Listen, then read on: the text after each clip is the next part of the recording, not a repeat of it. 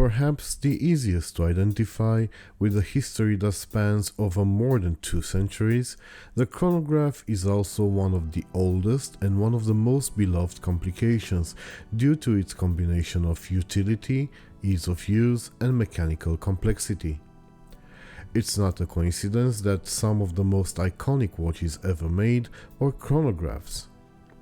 However, the complexity I mentioned meant most of the chronographs were priced beyond many collectors' budget, leaving them resigned to the quartz versions.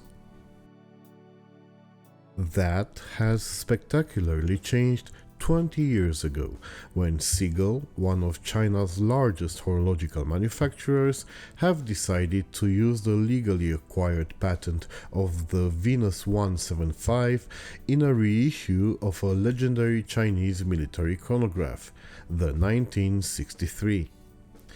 Helped by the fast-growing trend that became known as the watches of AliExpress, the past 5 years have brought a large number of chronographs sporting the ST movements, and perhaps the classiest looking of them is the Sugess Panda Chronograph. 2 sizes, 38 and 40 mm, and 2 colors are choices that mean this timepiece manages to cater to a large and diverse pool of potential customers.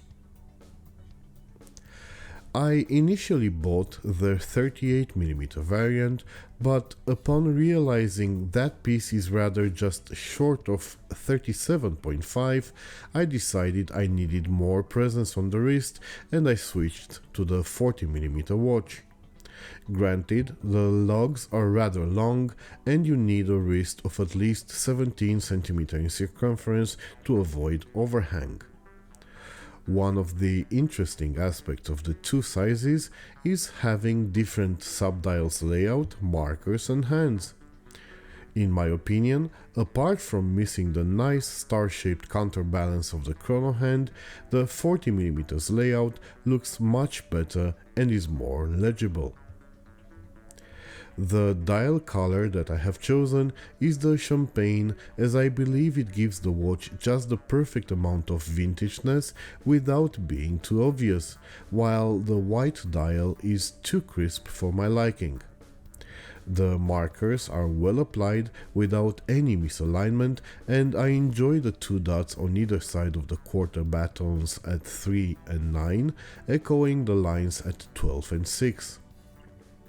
The train track tachymeter chapter ring is well printed and, without going into microscopic details, looks like the markings line up with the correct speed indicators.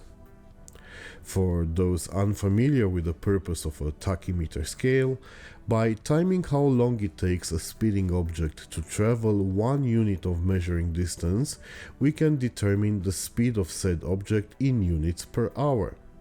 So, if a snail would need 30 seconds to travel 1 centimeter, in an hour that snail will have traveled 120 centimeters.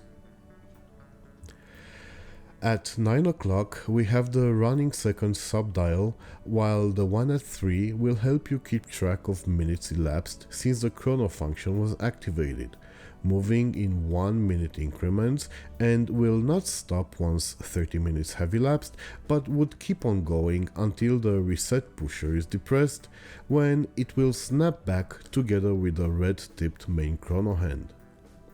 The time-telling hands are well proportioned, if a tad too long, and I would have preferred the subdial hand style would fit the main ones. Printing is minimal, and I'm quite happy with how small the bottom one appears, as I believe the particular font they used is totally out of character. I quite liked the Sugess branding until this watch popped up during my research, and now I cannot unsee it. The sapphire crystal has enough anti-reflective coating to ensure legibility, and its slight dome perfectly complements the retro aesthetics. The 3-volume case is all polished to a very good standard, the crown has a nice star signature, and the pushers are well placed and ensure precise action. The watch is waterproof to 5 atmospheres, so it should be kept away from being submerged. Turning the watch over gives us a front row seat to one of the best shows affordable horology has put together for less than $200. The golden gears, pink jewels, and blue screws make this baby look like $1,000,000, and the polished decagon framing the display case back adds another touch of class that almost makes me overlook the hideous font they chose to write down the specs with. I get it, it's meant to honor the Eastern heritage of the watch, but I would have preferred Chinese calligraphy to this. Getting the caliber to its full 40 hours of power reserve requires around 30 turns, and it should be noted this movement does not hack, which means the seconds hand will not stop when adjusting the time. This is one of the reasons I didn't bother checking its accuracy, which renders useless the one feature I opted for at the additional cost of $10. The swan neck regulator, which makes calibrating the watch easier. Perhaps at some point in the future I will check how accurate reports of +5 to +10 seconds per day are. Depending on the store you buy it from, this chronograph will be on one of many different strap options, from fake crocodile to Milanese mesh, most of them of decent quality. Its 20mm lug width will give you ample headroom to experiment with what I believe to be, and I'm not a fan of the expression, a strap monster. You can dress this watch up or down and it will coexist harmoniously with anything you will throw at it. I personally ended up settling on this beautiful vintage veg tan Italian leather strap from Vario.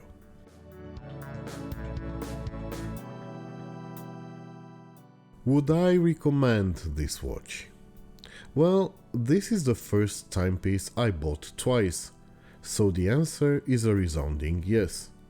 While Chinese build quality has long ago stopped being something to be surprised at, originality is still AliExpress' Achilles heel, and this particular piece, while discreetly homaging Hamilton and Breitling, is as original as any Panda out there.